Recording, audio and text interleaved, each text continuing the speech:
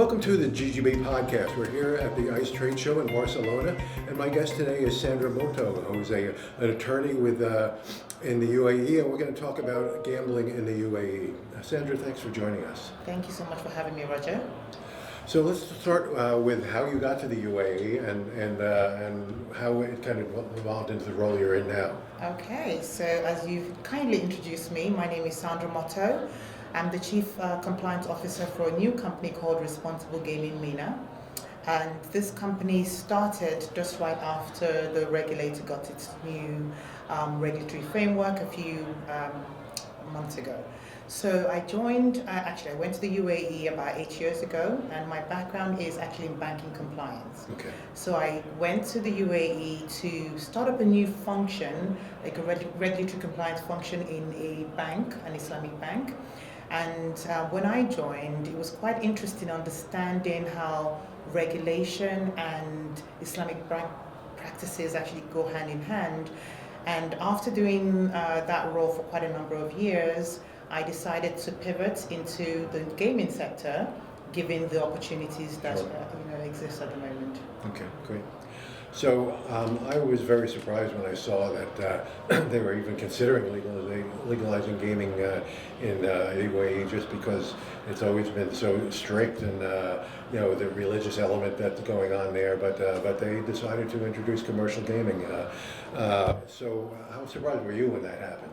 So having been in the UAE for quite a number of years, I was equally surprised. It looked like something that would never happen. But when you look at the strategy of the country, so we have UAE vision. So one of the vision is to explore and diversify its non-oil revenue. Sure. So they're looking at multiple things, tourism and hospitality being a key driver of that. So this fits in quite nicely, especially on the land-based casinos, and being able to offer people coming to the UAE things that other regions have to Sure. offer. So it's predominantly targeted at the revenue that can be obtained from the tourism and hospitality, and showing that the UAE is also open for business. Dubai, for example, you have lots of programs, Dubai Bling and right. Dubai Housewives, and it's showing how open a country it is, and this is just one of the many ways to monetize that. Okay. So let's go back to the basics. The UAE is a collection of 7 nation states, correct? 7 Emirates, yes. Okay, and they will, not all of them will have gaming. At the moment, it's going to be a very phased approach. As you can imagine, the regulator has come into a previously forbidden sector. Okay. So the rest of the world, in many countries, it's very mature, but it's very nascent in the UAE specifically. So they've got to take it gradually. Part of it is they've got to educate the wider public in terms of how it can be done in a safe and secure manner, in a way that doesn't infringe on its cultural restrictions. That's important. Now, every emirate has to do what is comfortable for it. So whilst it's one nation, each emirate has its own unique way of actually evolving. Okay. So I would say that's not really unlike the United States, where each state has a different way to regulate gaming. Absolutely. Okay, great. Absolutely. So the General Commercial Gaming Regulatory Authority is the one that's going to control gaming there, and I really think you're fortunate to have Kevin Mullally as the executive director there, and Jim Murren is the chairman. Both of those, right. Certainly Kevin has a lot of regulatory experience in the U.S. and Jim has all the corporate experience. How do you think it's going to proceed here in terms of companies being interested in the UAE, and how they're going to be handled by the regulatory authority? So, like with anything, when the UAE gets into any sector, they want to be the best, they want to be the biggest. So this is a great opportunity for the UAE to showcase what it typically does to be a global best, so to be the best in class from a responsible gaming perspective, in a way that protects its end users, but also ensures that its operators operate within the confines of the regulation. One of the things that I think is incredible that the regulators are doing is they're bringing seasoned professionals from established markets to be able to help the market develop in the way that it needs to develop within the guidelines of what the nation requires. And I do go back to the cultural nuances that is very unique to the Middle East, and that is what I believe that the leaders are going to try and do. There's a maturity curve that we all need to respect, but there's also a cross educational opportunity. So we have people coming in from the UK, the US with a lot of gaming knowledge, like the leaders, but also we have people like myself who have been in the UAE for a very long time that understand the way the country works. Having worked in an Islamic bank, I understand how the culture and commerce and compliance being an enabler and a supporter to ensure that we get the value that we need. So I think it's going to be a very collaborative effort, and we're very excited about what GCGRA are doing. Because of the people, the leaders and the helm, we are very confident that we are going to become a mature ecosystem in a way that's safe and in a way that the rest of the world will truly respect it as well. Exciting times. Great. So why don't you give us a thumbnail idea of how you go through the regulatory process to get licensed in the UAE? So the regulatory process is, it's quite obvious on the website, but also there are behind the scenes activities that go through. As you know, we've only had 6 licenses issued, and I believe it's intentional. I believe it's the regulators want to take a slow and considered approach with everyone that's brought on in terms of their capabilities, but also in terms of are they the right fit for the region as well. So firstly, you've got to express an interest on the website, and after that, they take you through the process internally. So I think it's quite straightforward, but you do need to have your robust controls in place. From the word on the street is that we need to be very careful with who we collaborate with, who we bring in. Their reputation is very important because that collaboration would impact how it's perceived on the ground as well. And I think the regulators are doing an amazing job with the initial 6 licensees that they brought on board. Okay, that's exciting. So suppliers have to be licensed as well, I Absolutely, and anyone that wants to actively participate as a vendor or a technology provider, they have to go through the license process, but the category is different. So even there's some key individuals within some of the licensed companies that also need to be licensed as well. Okay. So one way the UAE is not taking it slow is you're jumping into gaming in all the different venues, casino gaming, lotteries, iGaming, sports betting, that kind of thing. Do you think that's an advantage to do it that way? So I would say starting with lottery is actually a good approach because lottery is generally socially accepted. Not just in the UAE, but also globally. You might say to a person, oh, do you game? Do you gamble? And they're like, no, I don't. But do you play the lottery? Yes, I do. So I think it's actually quite a wise way to take it gradual, starting from the lottery. Again, the lottery has quite positive effects. So someone can win, let's say, 100,000 dirham. The UAE we have a huge population of lower level workers, and that 100,000 dirham will make a huge impact in their home countries. They're building houses for their mothers and their siblings. So the winnings, you could see that there's a correlation towards good societal benefits as opposed to, and it's just the nature of the country. It's very unique compared to, let's say, the UK or the US, where you don't have a huge expat population. When the UAE you do, and that money goes a long way in their home countries. Absolutely. So we don't know the actual gaming tax rate. I'm assuming they've got some kind of understanding that it's not going to be too high, but we do have understanding of corporate taxes. How does that work? So corporate taxation is a relatively new introduction in the UAE, and it's come at a timely season for this gaming ecosystem, because we now have a corporate tax level of 9%. and that's over your profits of 300 odd thousand, which is so easy to gain. So 9% is money on the table in terms of the non-oil revenue that the country is trying to generate, which I think is incredible. But of course, with the lottery, revenues as well, there will be some tax level. There are a lot of rumors in the market, but nothing has been publicly spoken of. Right. So you have your history in banking, so Absolutely. you're well established to be able to join the payment processors and the investors and things like that to the active structures that are going on in the UAE. And you've touched on a really important point in terms of why I made that pivot from banking compliance into gaming compliance, because I see both ecosystem is very similar.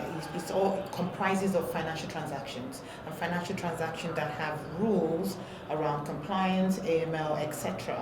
So using the knowledge that I've had in the UK and the US, where I've worked in large banks, Citibank, Bank of America, Barclays, HSBC, so the big boys that have global presence, it's being able to understand how best to have the right controls, operationalize them as well with stakeholders that exist right through the ecosystem. So a lot of people talk about operators, but they don't talk much about payment processors and the banks. So let me give you an example. So you might have an operator that gets a license in the UAE, but have you considered which bank would be willing to bank with them? Because their risk appetite is quite low for gaming, because again, it's been a banned activity, and banks do not open accounts for people that are conducting business in a banned activity, right? However, the banks are not yet comfortable with an activity that was previously banned. The question is, what controls do you have in place that actually allows the bank to manage their internal risk? Because there's a contagion effect. If you do take on a client that does not have a similar control process to what you have in banking. So there's a lot of education that needs to happen at those levels with all the different stakeholders at a different value system. And this is another area that I do want to collaborate with banks, payment processors to ensure that they're supportive of this new ecosystem. Another example I can draw on is for lottery. Lottery is socially accepted. We do have, everybody plays the lottery in the UAE now. I have a bank, I've got a bank account with an Islamic bank. I cannot use that card to play the lottery. Really? No. Because again, it's not acceptable business. So I have to use my other bank card. So in the UAE, you have conventional banking and you have Islamic banking. So the conventional banks, yes, you can use their cards, but the Islamic bank that I bank with, I cannot. That's interesting. But it's probably good. I mean, because then you can see exactly where it's going. Absolutely. And for them, so for an Islamic bank, they're governed by the UAE regulatory system, which is the UAE Central Bank and ESCA. However, they're also governed by the Islamic Sharia principles, which again, gaming sector cannot perceive and see. So it's the multi-layered regulatory framework, which is important that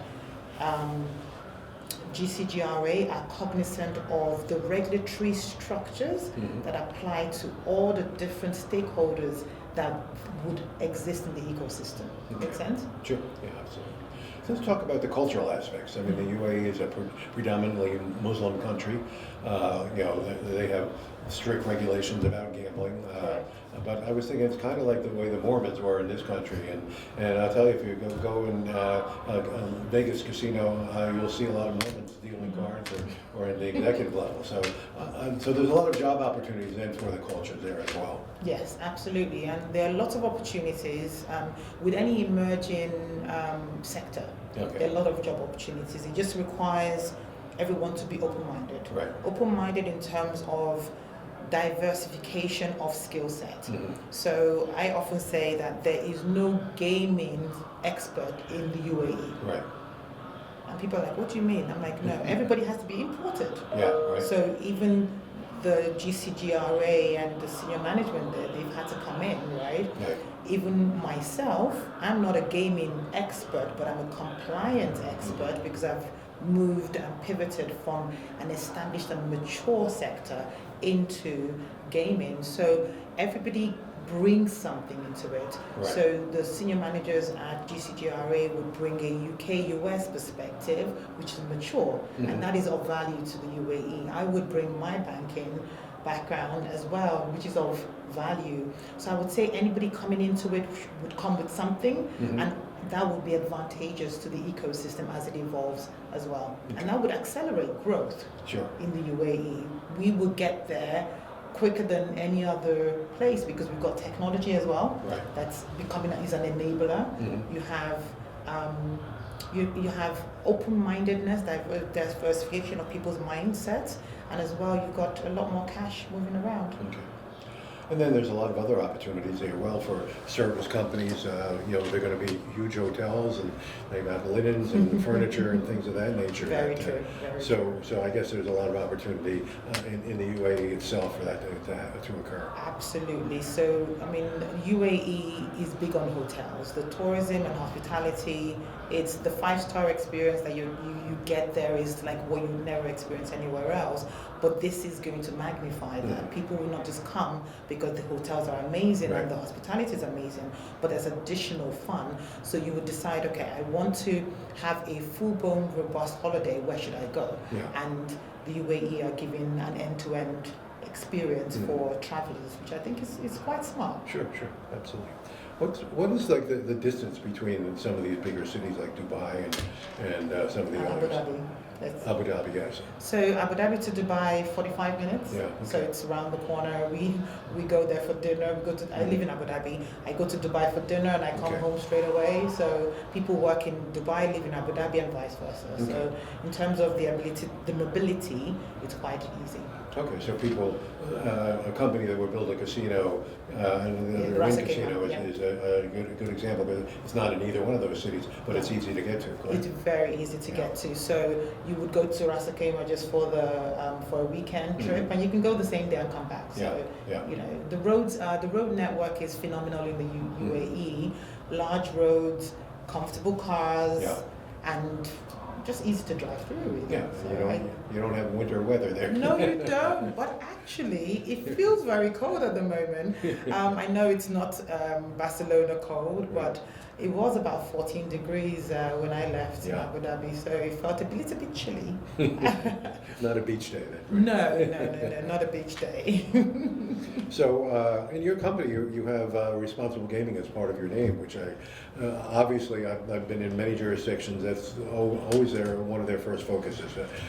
How are they approaching that in your country? So in Abu Dhabi, responsible gaming was a name that I chose intentionally because it's a name that is very dear to my heart. So whilst I appreciate that gaming has its history, one of the challenges that people face right now is about the addictive nature of it, and that is what a lot of advertisers target. So for me, for this ecosystem to truly deliver value in a country like the UAE and demonstrate that the forbidden nature of it isn't a concern anymore, is to ensure that the players are at the heart of it. And responsible gaming is really it. So when I go to talks and people say to me, "Oh, you work in gaming now? Oh, we're not very comfortable with that." I actually explain to them that I'm here to resolve that discomfort. Yeah. Responsible gaming is there's entertainment, but we need to make sure we do it responsibly, and the stakeholders are held to high account to ensure that it is done and delivered in that way, and there's a lot of visibility around the need for it. So I chose that name intentionally. So whilst I'm also starting in the UAE, one can expand beyond that within the Middle East region as the market develops. So you would be very comfortable representing some of the agencies that kind of promote responsible gaming. Absolutely, and those are the people that I'm really interested in collaborating with. Is that regulatory compliance is the key part of it.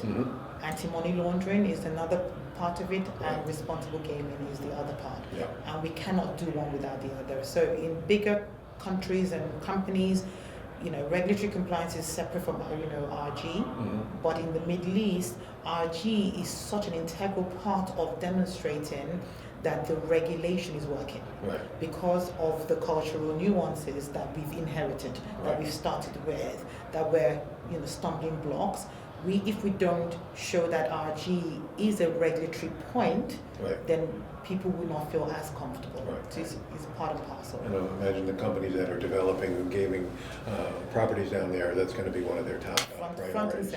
Front and center. They need to be, and whilst they're developing, RG and showing that there's a lot that's being done and to embed it within their processes, there's another part of it that we should not miss. That trick is, how do you educate the public on the tools, the responsible gaming tools that are there and embedded?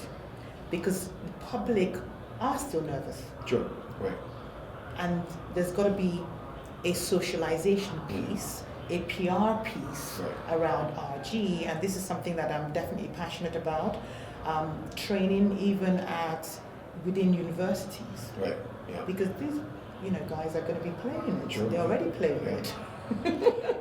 We've seen that in many gaming jurisdictions where universities spring up and they have a whole section of their universities that have gaming education courses. So absolutely. That's another opportunity. Absolutely. So it's important that we look at how best to socialize responsible gaming as a concept as the market is expanding. Right. To get people quite comfortable with the notion of it. Okay, so one more question. How fast do you think this is going to proceed, say, over the next 5 years? Are you going to, I know the Wynn's not supposed to open until like 2028, so that's already 3 years from now. So are we going to see another casino beyond that within the next 5 years, do you think? So I believe that there's going to be a measured approach rather than an accelerated approach. Right. Again, going back to the point of socialization. In terms of the physical presence, what goes on online might be a little bit more, there might be a bit more speed because you don't need to build a physical infrastructure. And of course, the perception is reality. The public perception around a physical premises versus an online presence is different, right? So I feel like the physical presence might be a little bit more of a slower pace than the online stuff. But again, going back to diversification of the revenue streams, this is money on the table, right? And if they don't participate and do it in a regulated fashion, you will have illegal and unregulated sectors springing up without the controls in place, without the responsible gaming structures in place. So I think it's actually in the best interest of the regulators to actually put their arms around it and protect the players who definitely want to play. Right. And I guess you don't want to oversaturate it either. You want to see how one casino works and maybe approve the next one, things of that nature. Absolutely, you need to. And again, you need to build the property. So casinos are not easy to build. You need to build. You also need to get people comfortable with the build. You need to also hire competent staff, train them, and then open for business. It doesn't happen overnight. I interviewed one of the guys who's going to run the Wynn Casino, and he said they're going to have to change on a dime because they're not sure exactly who's going to come there or what games they're going to like or things of that nature. So. Exactly. Plus, how about the language? Exactly. Because existing players, there will be language barriers, so you also need to make sure you're able to recruit people that can speak multiple languages. And to the point you made, who are the initial visitors? Right. Then you need to provide the right language to be able to help them to enjoy the gaming. So for me, these are exciting times. Even though I don't come from a gaming background, one thing I do love is innovation of regulators. When I started my career in 2002 in the UK, that was when the banking regulator was newly formed. Right. So I did this journey with them, and it's always very exciting because this is where there's partnership. They hear from the sector, we hear from them, they regulate. It's almost like you're trying to repair a car as it's moving. Right. Yeah. And this is pretty much what the GCGRA are doing. Is like the market expects speed, and they're still drafting, they're formulating, they're testing. And this is where people like us that have been on this journey, really commend what they are doing. Right. I know that they are here at ICE, and this is their first ICE as GCGRA, and it's exciting to see the interest as well that they are getting, and I'm sure that they're proud of the work they've done so far. Right, great. Yeah. Well, Sandra, thanks for stopping by here at ICE in Barcelona. It's been exciting to see you. We've been communicating virtually, but it's nice to meet in person, and good luck. I think you're in the right place at the right time there. Thank you. I think this is definitely serendipity. Yeah. This is the best time, and I'm really excited about the prospect of doing something new and helping the sector grow using a skill that I love and using a skill that I'm really good at. So thank you. Thank you. Thank you so much, Roger. To read more about the topics presented in this week's podcast, visit ggbmagazine.com. To subscribe to GGB's executive summary, go to ggbnews.com and sign up. Don't miss any edition of the GGB podcast. Subscribe on Spotify, Amazon, or Apple Podcasts today. So we'll see you next time on the GGB podcast.